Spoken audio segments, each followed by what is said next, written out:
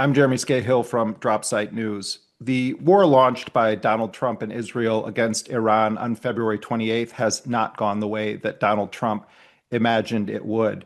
Iran had telegraphed long in advance that it was not going to proceed the way it had in previous occasions when the United States and Israel had bombed it. Namely, it was not going to choreograph its retaliatory strikes or engage in any kind of back channel discussions prior to launching them. In fact, Iran said that it was going to delegate command authority further down the line and that it was going to immediately begin counterstrikes on a bank of targets that had already been predetermined. So, what we've seen over the past weeks is that Iran has struck U.S. installations, military facilities across the Persian Gulf. It's pummeled Israel on an unprecedented level with ballistic missile and drone attacks. And this has resulted in the United States having to evacuate military bases and other facilities across the region. Now, there has been a lot of talk about a potential deal. Donald Trump has falsely claimed for many weeks that Iran was begging him to make a deal. Senior Iranian officials told me, however, that roughly the third or fourth day of the war, after it launched on February 28th, Steve Witkoff and other American officials began reaching out to Iran, asking it to talk. And we are now in a situation where the Iranians have agreed to a 2-week ceasefire that ends on Wednesday. And there's questions about whether there's going to be a resumption of the U.S.-Israeli attacks or diplomacy is going to prevail in some form. Iran was very skeptical of entering into this kind of a temporary pause, in part because it felt that the situation in the Strait of Hormuz, the unexpected damage that it had caused to American military facilities, the fact that Israel's supply of interceptors, we know, was dwindling, that Iran had leverage that it had not had even prior to the launch of this war. And we are very fortunate right now to talk to one of the sharpest analysts from Iran. I'm referring to Hassan Ahmadian, Dr. Hassan Ahmadian. He is Associate Professor of Middle East Studies at Tehran University and is at this point one of the best-known Iranians, particularly in the Arabic language media, because of his appearances on Al Jazeera, where he's often fighting against 5, 6, or 7 other panelists. Dr. Ahmadian, thank you very much for joining us here on Dropsite. Thank you. Thanks for having me. It's a pleasure to be with you. So I want to begin by asking you about the terms that Iran would consider reasonable or fair as part of any settlement. But the overarching factor that Iran, of course, has to deal with is the fact that twice in 1 year, when it was engaged in negotiations with the United States, the U.S. and Israel then launched, quote unquote, surprise attacks against Iran. So there's this dynamic of what does Iran want out of a deal, but there's also the fact that Donald Trump has repeatedly lied. He's very erratic. And how could Iran even believe the word of the United States at this point? Well, I think trust is not there to begin with. I don't see Iranians trusting the United States, specifically this administration, and at any time in the future. I think they will basically bank on what they have in terms of power, military power, what they have of leverage over the Strait of Hormuz. The Iranians moved past the international community as a protector. The UN Security Council did not stop 2 wars, illegal wars imposed on the country. And so the Iranians learned it the hard way. It's about power.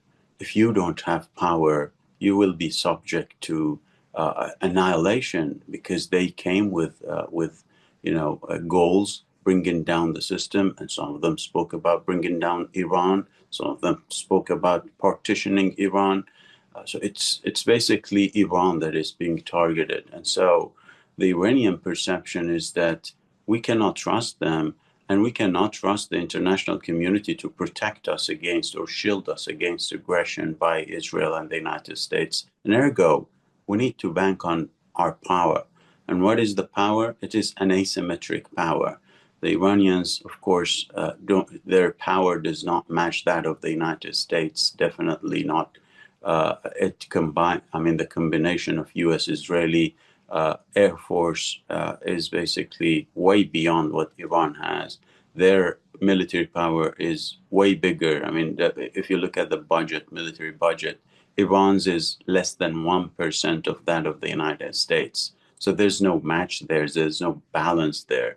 But what makes the balance, what inserts the balance on the ground is the mere reality that Iran has an asymmetric capability to push back against aggression. And we saw that unfold in the 39 days of attacks on the country. Back to what your question, I think Iranians do not trust the Trump administration at all. But what they're banking on is the fact that they stood against an aggression and forced them out of this aggression, short of achieving any of their goals that were stated. And secondly, they're building on the leverage they have. That includes control of the shipments through the Strait of Hormuz, and also, of course, other basically influencing variables such as the nuclear program, such as Iran's capabilities in the region, that is the axis of resistance. All of these combined, the Iranians see that they can balance asymmetrically the power of the United States and can push it back. And so they don't trust it, though they go for a negotiated settlement, because at the end of the day, you have to stop the aggression. And there are ways. Now, how the Iranians view these ways, I think we can talk about that.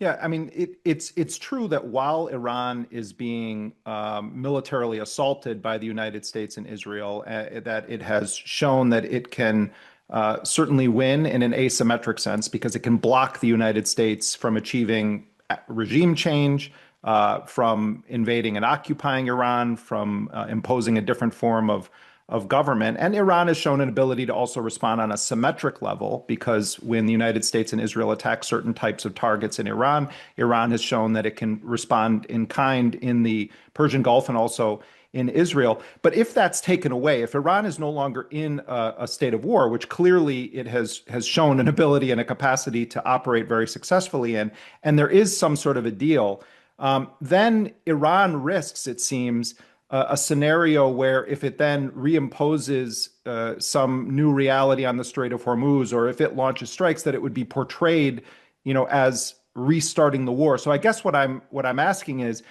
if Iran gives up in some form its highly enriched uranium, which it says right now it's not going to transfer it out of the country, and it gets sanctions relief, it gets some funds unfrozen, those things can be reversed or gone back on by the United States, but Iran, it seems, would have to give up irreversible things, such as the enriched uranium. So I guess what I'm asking you is, what does a fair deal and a realistic deal look like, given Trump's obsessive discussion about highly enriched uranium and wanting Iran to have irreversible conditions that it accepts? Well, many points there. I think the Iranians have made it clear they're not willing to let go of their highly enriched uranium. They are willing, though, to dilute it back to 20 and then below that, 20% and below that. But giving it up, that's not an option. We had the spokesperson of the foreign ministry saying that the uranium is like Iran's soil. We will not give it up to the United States or any other party. But there are ways to remedy concerns if those concerns are real on the part of the United States and other Western powers. The Iranians are offering them that they can dilute it back. They can bring in transparency through the IAEA. All the things they did, but still they were subject to aggression. But the reality is that, as you said, Iran can give up and then be subject to violation and then maybe aggression again. That's a very possible scenario taking into account the previous years, I mean, from 2018 till now. What the Iranians are thinking is quite different. I think this war and the previous war, the 12 Days War, changed the strategic calculus in Iran in a way that I personally never saw, in the sense that we are to bank on the capabilities that we have. And we have a guarantee. Now you're talking about, well, opening the strait, closing the strait, that can happen, but of course can bring in pressure on Iran. But things have changed to no return, to my understanding. The strait is the key and is the table of negotiations. Everything is being put on that table. You want to get into negotiations, the Iranians say to the United States, stop the war in Lebanon. You want to have free flow of shipments and goods through the strait, then you have to give Iran the remedies to what you did to the infrastructure and the sanctions, unilateral sanctions you imposed on Iran. So that's the key to all issues. It transformed into the key. And I think it's easy for Iran to use it. Now, of course, there are different aspects to it, but the clear picture of it is that we will get sanctions relief. That's the fair deal, if there is any fair deal. We will get sanctions relief. We'll get reparation for the aggression on the country. And in exchange, Iran will bring in the IAEA to provide transparency, dilute back its highly enriched uranium, and of course, try to remedy relations in the region with GCC countries. And of course, the United States can, talk to Iran on different matters as well. That's the general sense of what a fair deal is. But we know that there is no trust, as I said. And so, what guarantees for Iran? Again, it's the strait. You violate your commitments, there is something you have to pay here. And that, I think, changes the mentality. Iran didn't have much to offer back in 2018 when the United States violated its commitments in the JCPOA and, in extension, the UN Security Council 2231. But at this point, it has tangible leverage. That is, one is, of course, the main one is Strait of Hormuz, but also the unity of the fronts. If you violate one front, the other fronts will be open automatically. That they showed in this war, and I think they will stick to moving forward. So we're talking Trump's language now. It's not about international law. He never observed any law internationally. He basically, when it comes to Iran, he violated each and every one of them. And also, of course, towards the Palestinians, towards others in the region. But we're talking about Iran. With regards to Iran, he violated each and every law. And now the Iranians are talking his language. Give and take. That's what brings up a fair deal. You can't just take and not give. You violated your commitments, now you have to pay for it. You attack the country, and now you have to pay for it. If you don't do that, there is something that we can use against you. And it's very effective. And it's, as you target our people, we are targeting the pockets of your people in terms of oil markets and energy markets, and in terms of global economy. That's the asymmetric balance based on reality and power projection that is not necessarily similar to that of the United States, but it's as effective as that of the United States. Well, you raise a number of interesting questions, but it also recalls to mind that prior to the U.S. and Israel launching this war on February 28th, when there were negotiations and discussions in Oman and then in Geneva, there were wide reports, and in fact, Iranian officials confirmed this for me, that Iran was willing to put on the table a resumption of deals that would see the United States working in the oil and gas sector inside of Iran as part of a deal. There's also some discussion of what a compromise might look like regarding the administration of the Strait of Hormuz, given that Trump is so transactional and that he is using the presidency in the United States in a very clear and blatant way to enrich his family and his cronies, not just with insider trading, but the mere fact that his son-in-law, Jared Kushner, is just swimming in Gulf money, has all these initiatives with Israel, is very close, personal friend of Benjamin Netanyahu, and the fact that Trump, really views himself as kind of businessman as president. What could that aspect of a deal look like regarding oil and gas in Iran and Strait of Hormuz? Is it your understanding that any of those things are in play now as they seem to have been back in February? Of course, I think the Iranians' main issue here is sanctions relief. And the main aspect of sanction relief is Iran's oil and gas market. That's the main thing. The Iranians need investments in those aspects, in those assets, and their oil fields and their oil and gas infrastructure. And the sanctions have prevented them from developing those infrastructure. And I think the trade-off is for transparency in terms of the nuclear program and a non-aggression pact if that is necessary. There have been ideas floating around that the United States and Iran can sign a non-aggression pact that includes the region, that is U.S., leashing Israel from attacking Iran and its allies, and Iran saying that we will not attack unless attacked, which is what happened basically. And so that's how the Iranians are,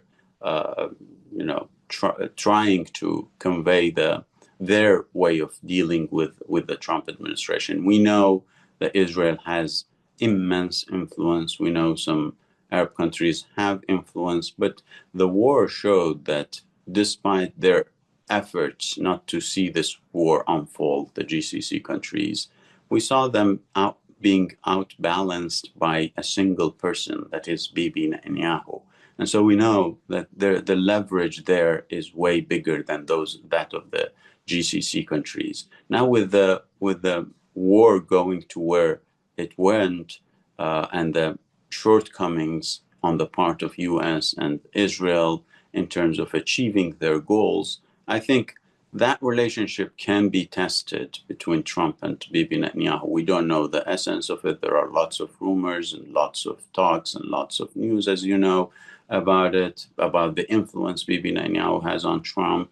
But be it as it may, I think this war showed that what Netanyahu has been preaching and advocating is not based on reality, it's wishful thinking. And I think that has some sort of influence on how Trump thinks, how the United States thinks. And so I think moving forward, it's not about, who has how much of influence in Washington. It's about the possibilities. The Iranians showed that they can fight a lengthy fight. As we speak, there are discussions in Tehran. Why did we stop the war? That's very much debated in Tehran. Why did we stop the war on Israel?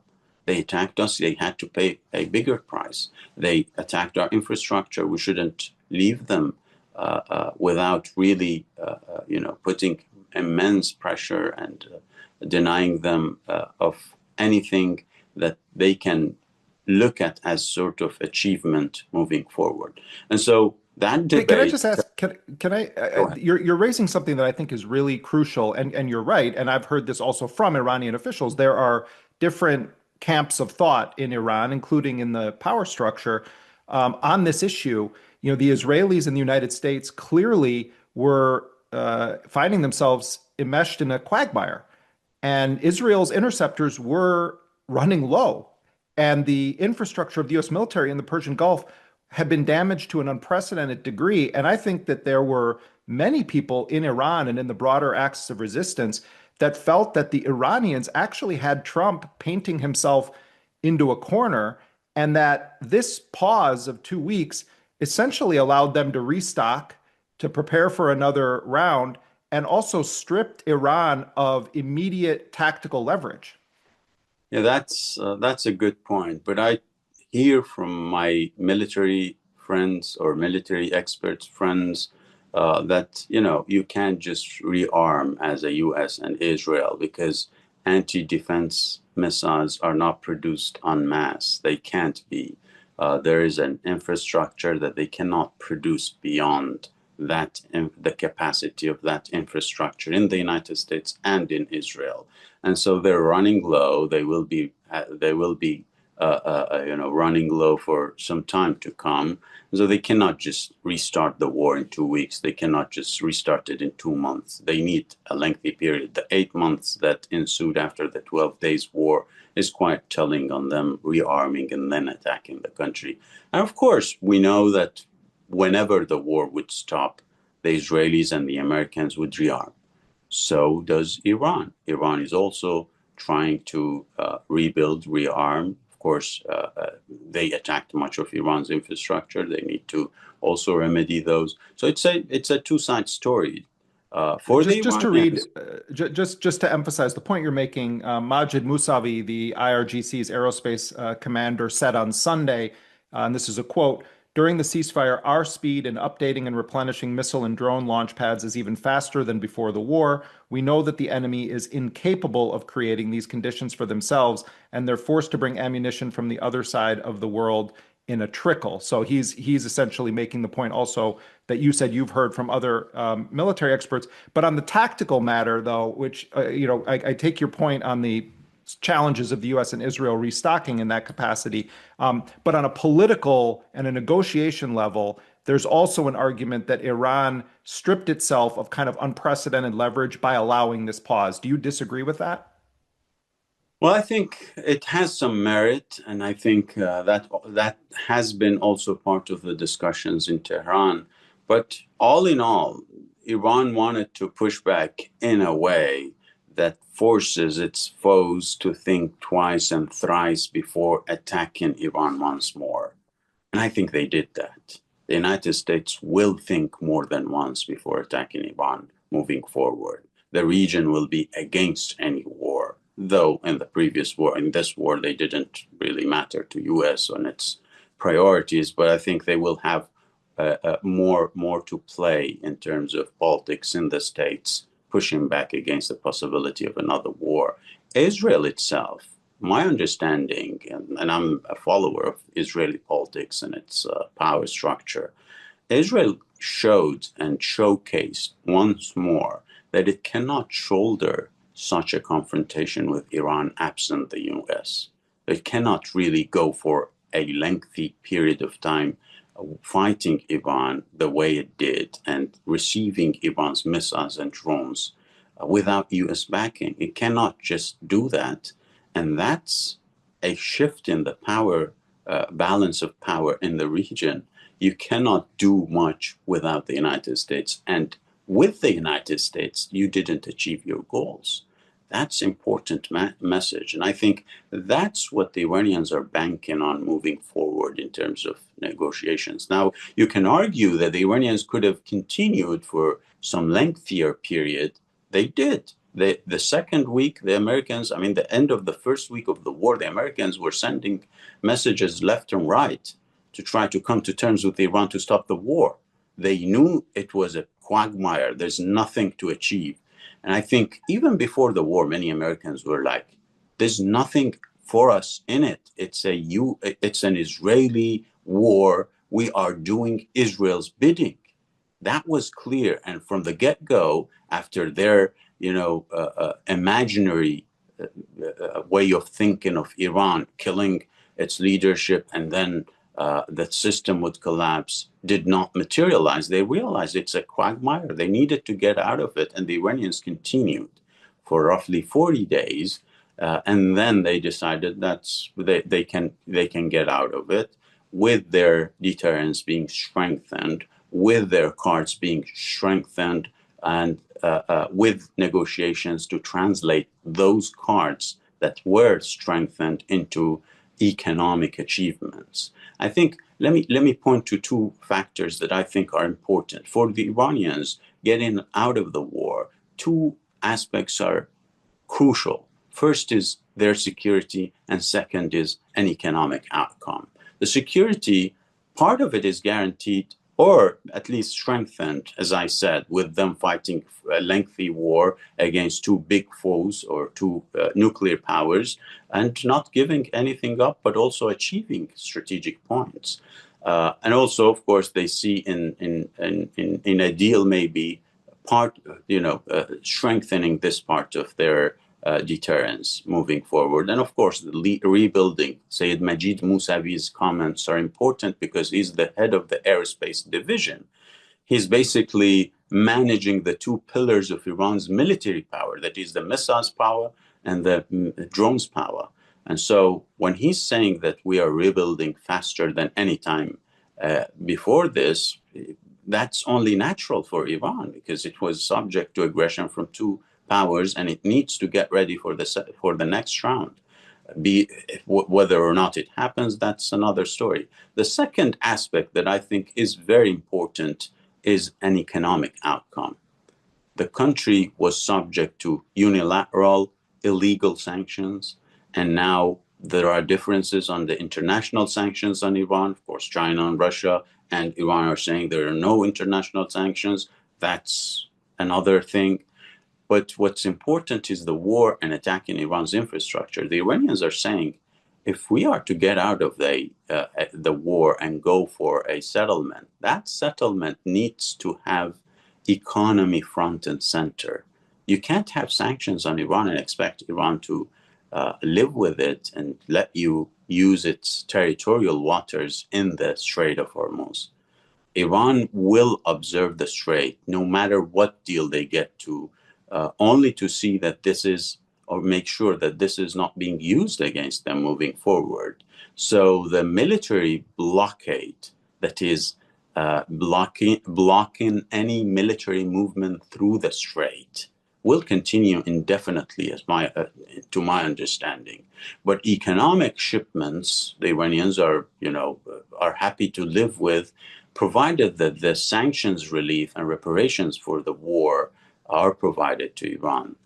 That's what the Iranians agree on. Any step away from this trade-off creates trouble in Iran because it will be creating divisions. And I don't see the Iranians going to that direction at this point. They would stick to what they have a consensus on, that is, this is the fair trade-off.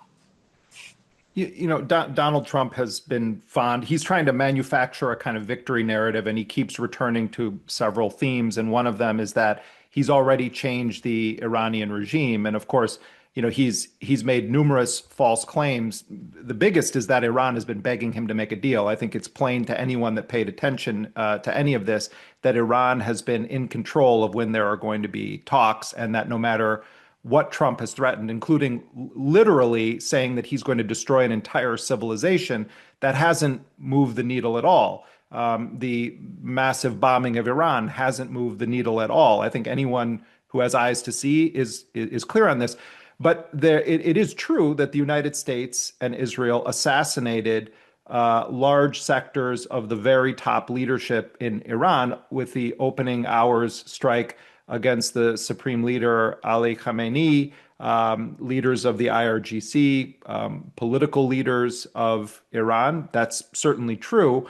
And I'm wondering, though, when Trump says, there's a new regime, people in his administration also sort of try to compare it to Venezuela and the Israelis are pushing this talking point that some of the leaders in Iran right now are the kind of Delcy Rodriguez's, of the Iran war. But I think it would be really interesting to hear your detailed breakdown of who you think is making decisions in Iran right now, how the different echelons from the political sector, the religious sector, the military sector in Iran are weaving. There, of course, is a supreme leader, Mojtaba Khamenei. He's released a number of statements, though he hasn't publicly given a speech. Iranian officials are saying that's for security reasons at this point. But Hassan, I really would love to hear your understanding. I recognize you're not an official from the Iranian government. You're an independent analyst. But can you break down your understanding of who's in control and how decisions are being made? Yeah, of course. But first, Trump has been piling a lot of points suggesting that he made an achievement. I've been following U.S.-Iran relations for decades now, and I can see that he didn't achieve anything. He actually was forced out of the war. war, and he was trying to get an achievement. The Iranians denied him any achievement. His main achievement is the assassinations that he did and Israel did basically in the beginning of the war. And even that pales in comparison with what Iran achieved on a strategic level. And actually, the smooth way the transition of power happened in Iran is quite telling as to what extent this was an achievement for him and for Israel. Now, when it comes to decision making in Iran, I think that's, he has been on the Israelis and the Americans, the administration in the US, have been on a cognitive warfare trying to talk differences or touch differences in Iran if they exist. And I think that has been part of it. There's psychological warfare in parallel going on against Iran, but also the cognitive warfare that targets the internal politics of Iran is part of this Rodriguez, the Venezuela model, etc. I think it's very simplistic to think that way for basic reasons. The Iranian system, and I'm speaking as someone who taught comparative political systems for years now, the Iranian political system is basically very institutionalized. Name another system whose top echelon are assassinated and is capable on continuing or is capable of continuing and also waging a retaliatory war effort against two big foes. I don't see any historical, parallel to this. That speaks volumes to the institutionalized level of the system. Now, when you look at the system has many institutions from the bottom to the top. Everything happened after the assassination of the previous supreme leader went according to the book, according to the Iranian constitution and the procedures put in place in the system according to its institutional capacity. And so you had the assembly of experts choosing a new leader, and you had the leader appointing heads of or commanders of the armed forces, the assembly, the Iranian parliament working, the Iranian government, the judiciary, all of them. We had an interim leadership council that worked until the next supreme leader was elected. And the simplistic view of this institutionalized system is basically wishful thinking, because it's not only institutionalized. For every institution in Iran, there's a parallel institution. So if you wipe out institutions, the system will not collapse. It's basically designed to withstand collapse or withstand these kinds of shocks. And so you have a parliament, you have a guardian council. That's the parallel thing. You have a judiciary, you have the revolutionary judiciary. That's a parallel thing. You have the Ministry of Intelligence, you have the intelligence of the IRGC, you have the army, you have the IRGC. So whatever you target, it's not only about figures, it's about institutions. Wipe out entire institutions and you will not get regime collapse or system collapse. That's, I think, is not understood at all in US political debates. And so when looking at this institutionalized system, you could see that it's working according to plan. It's working according to the procedures and the constitution. The supreme leader was elected. In between, there was an interim the leadership council of 3 people. And then the new supreme leader was elected. Who's running the show? I think he's pivotal. He is not only the leader, he's the balancer. That's the tradition in Iran's political system. From Ayatollah Khomeini to Ayatollah Khamenei, and now the new supreme leader, they are the balancers within the system. You have people from left and right in the system, around them. They would try to balance the system. They would try to balance the politics in the country, and they have the final say. And how does that work in practice? It goes through the Supreme National Security Council, the body basically that has two main tasks to do. First, to create consensus or build consensus on strategic issues, and second, to translate or bring in the buy-in of all power circles within the system. It has 13 members from the main stakeholders in the system to representing the supreme leader. The president is the head of that council, but also it has a secretary who was assassinated, Dr. Ali Larijani, and then was replaced by the supreme leader. And so creating this consensus and then deciding on strategic issues is the main thing this body does. And it does it on the behest of the supreme leader, and to basically create a space for all parts of the system to have a say on the decision. And it's a tradition also that the supreme leader wouldn't oppose its decisions, because it's the consensual based mechanism of decision making.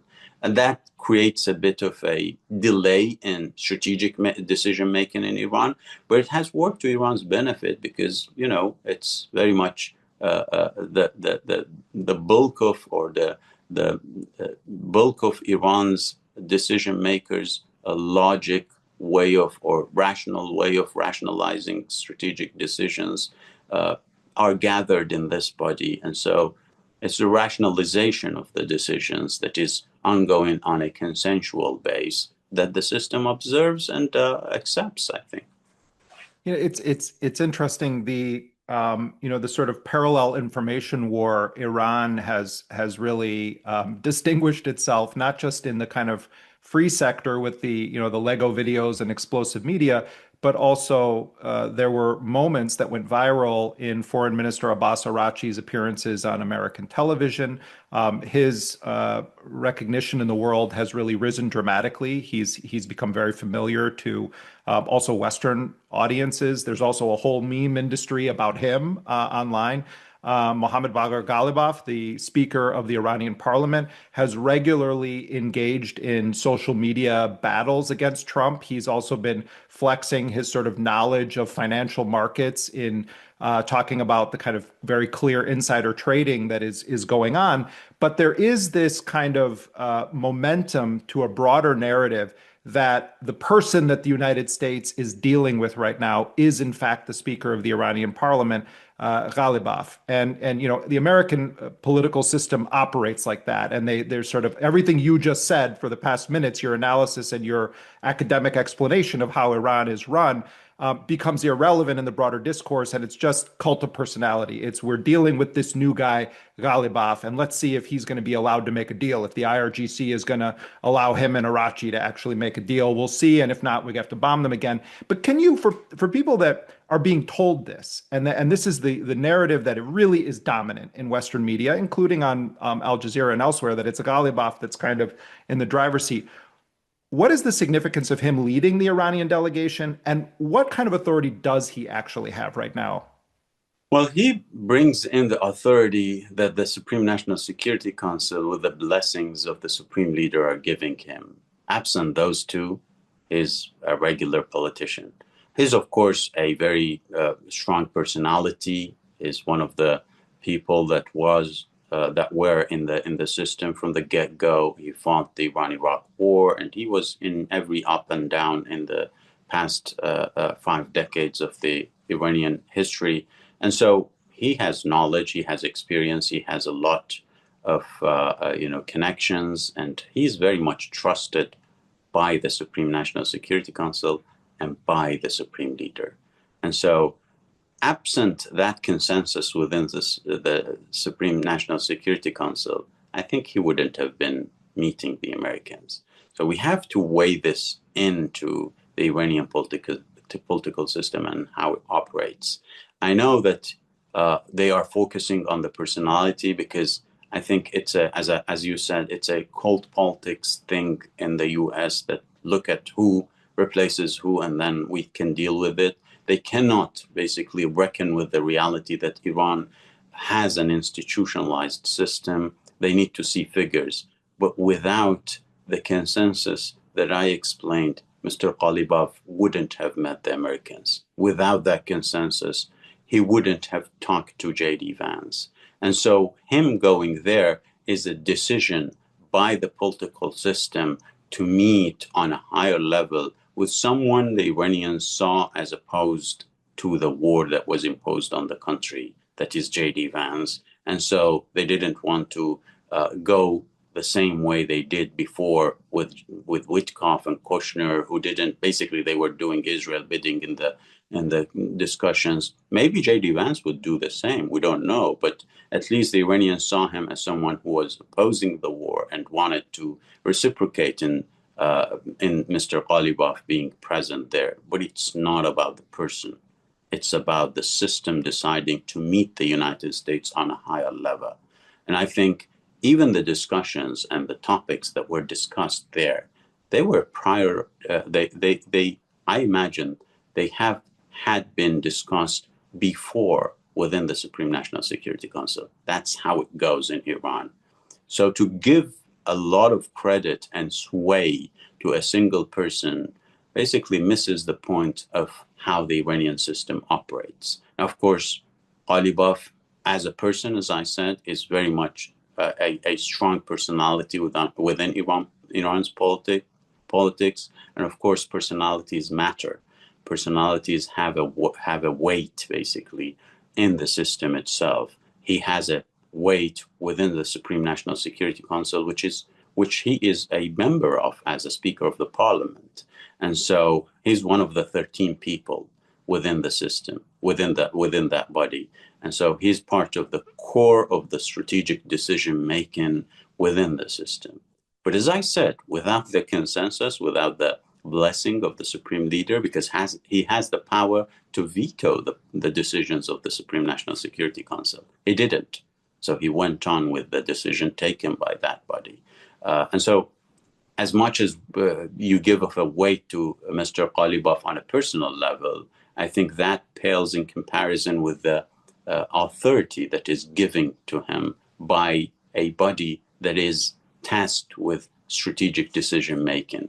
And that's why the Rodriguez Venezuela model is really ridiculous if you look at it through the prism of how Iran's political system operates.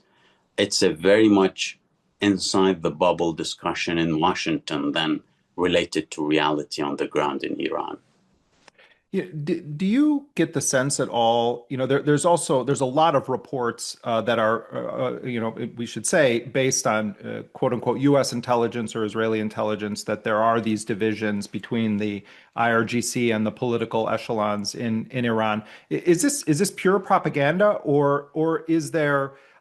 I imagine, and I'm an outsider, I have no inside knowledge of Iran, but I would imagine that there certainly are very intense debates about strategy, and that you have very powerful personalities who represent large, powerful constituencies within the institutions of the state. But do you get a sense, Hassan, that there actually is a kind of friction or any disunity or conflict between the IRGC and what it controls in Iran and the political echelons that Ghalibaf and others are sort of representing? Yeah, I think there is some merit to this in the sense that there are debates in Iran. I mean, as I said, within the Supreme National Security Council, you have different people talking, and they represent different power circles within the system. But the system is designed in such a way to observe those kinds of divisions or differences of opinions. Now they have different strong opinions, and so that body is to remedy those and bring them closer to one another. Now, of course, I mean, to say that there are no differences basically defies the logic of human actorship in such a way that is happening within the political system in Iran and elsewhere. But to say that these are divisions, that one party is basically blocking and going its way, and the other is trying to reach an agreement with the United States, that's pure propaganda. That's my understanding. That's cognitive warfare aimed at the unity that has been kept during the heaviest bombardment of the country the past century. And so that is propaganda, to my understanding, aimed at creating division rather than seeing division. And I don't see it really materializing in any shape or form in tangible results that the United States and Israel are after. But what's important here is that you have those differences, you have a way to remedy them, and then you have also showed that you are working in accordance with the procedures you have in place. There has been a very clear announcement by the Supreme National Security Council right at the announcement of the ceasefire with the United States. 3 pages. It doesn't do that usually, but it was detailed. I haven't seen any Iranian official go in a single word out of this announcement on an official mission, be it with the United States or with the region or with the world. Everything happened according to this 3 page document. And so to talk about divisions, I think, defies this reality on the ground that we have seen, and I think it's continuing to happen. We only have a few minutes left, but I want to ask you about the narrative that has become the dominant narrative among the GCC countries. These are the Gulf countries that have been housing the U.S. military facilities that Iran has been striking in these retaliatory strikes. And some of the most intense debates that you've had, Hassan, on Al Jazeera, particularly on the Arabic language channel, although it also happens on Al Jazeera English. I want people to also understand that Dr. Hassan Ahmadian is debating people in 3 different languages at different times, and primarily during this war, it's been in English and in Arabic, and people can go online and watch. A lot of these have been translated and they've gone viral. But what's at the heart of it is that there is a narrative that is pervasive among the GCC countries and their leadership that Iran is the aggressor in this conflict. When the GCC countries sponsored a UN Security Council resolution, it didn't mention the terms United States or Israel.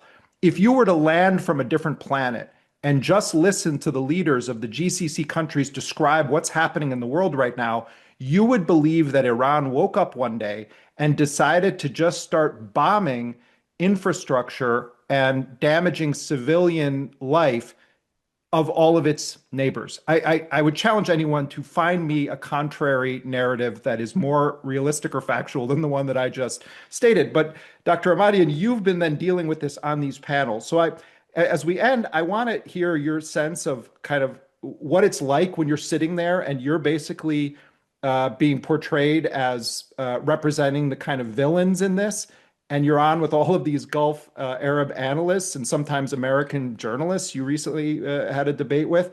But also, more importantly, that narrative that all of these GCC countries are acting like this happens in a vacuum, and none of them are saying almost anything about the fact that the US and Israel launched this war against Iran in the same way that they did nothing about the burning alive of children in Gaza except offer thoughts and prayers. So both those issues, your appearances and the broader narrative as we end. Yeah, I think it has been really surreal to listen to those discussions in absence of acknowledgement of the aggression that happened, unfolded, both from the United States and from Israel. Now, the United States part of it is very important because it banks and it banked on the CENTCOM enterprise, which is present in GCC countries. Now, when it comes to GCC positions, they have differences, of course. Oman is out of the it has been kept out of the war because it didn't allow the usage of its land against Iran. Qatar, in between the war, tried to stop attacks from its lands against Iran, and the Iranians were, calming things down with it right after the Ras Laffan attack in retaliation to the attack on Iran's infrastructure. Kuwait was a surprise to many Iranians because they didn't expect it to do what it did, giving land and bases to the United States to attack its neighbors. Now, UAE and Bahrain normalizing with Israel, they have had not only American, bases, but also Israeli strong intelligence presence. And so they were used in the war. I mean, it's really surreal to listen to analysts saying denying only. Whereas if you take the same people out and talk to them, they would say, well, there is logic in what you say, but our official position is denial. We have to deny it, and so it's basically something that has been being talked of on TV, on media, but everyone knows what transpired in this region. The U.S. used these lands, used their spaces, and used their sea. The New York Times said it clearly that, well, office spaces and hotels were used after Iran attacked their bases. They moved to office spaces and hotels and conducted the war from there. And so there's no point in denying, but at this point, they are denying. They have been denying. And I think they are coming to terms with reality that they cannot just deny everything. They have to talk to Iran and come to terms with how to remedy this. Because, I mean, moving forward, if there's another war, the same thing will happen, if not worse. And so they need to find a way out of it. But when it comes to debates, as you said, denial is the main thing here. And it's easy to deny without providing any argument. And basically, denying means the end of argument. And you can't discuss anything with the person who's denying the reality on the ground because arguments are based on realities. But generally, I think there is a strategic shift in the GCC that I see, seeds of. That is, these bases did not protect us. Actually, the defenses that we had and purchased and paid heavy for have been used to defend those bases. And those bases, in turn, they are not for the security of the region. They are for the security of a single actor, that is Israel. That realization, I think, is very strong now, both on public level and on official level. Because before this war, there were talks of this, but you didn't have a clear evidence or experience to back your argument. Now you have it. And these discussions, I had discussions with many of my Arab friends. I think they are reflecting on these ideas. Why do we have these bases? Why are we putting ourselves in line of danger where the United States gets into a war without asking us and despite our advice or against our advice, and then continues the war and only talks about US assets and bases, and Israel did not care if we were attacked, and then get out of the war, go for a ceasefire with Iran without consulting us? What kind of a relationship is this? What kind of security providing that the United States is doing for these countries? They are basically, targeting their security, not providing them with security. And I think that realization is the basis of many changes that I see forthcoming in the future. But of course, many mistakes were made in the past few decades between Iran and GCC countries and other countries, including Iraq. I'm just hopeful that they will not repeat those and basically, move to a different direction where they don't need foreign presence. They can provide the security. Iran would not have to attack a base in Kuwait or in Qatar to stop aggression on itself. It would just, focus on its main foe, who is attacking us. That's I think a hope that I think is closer to reality if you compare it to the before the war time. Hassan, thank you very much for joining us. Thank you. Pleasure. Dr. Hassan Ahmadian is Associate Professor of Middle Eastern Studies at Tehran University.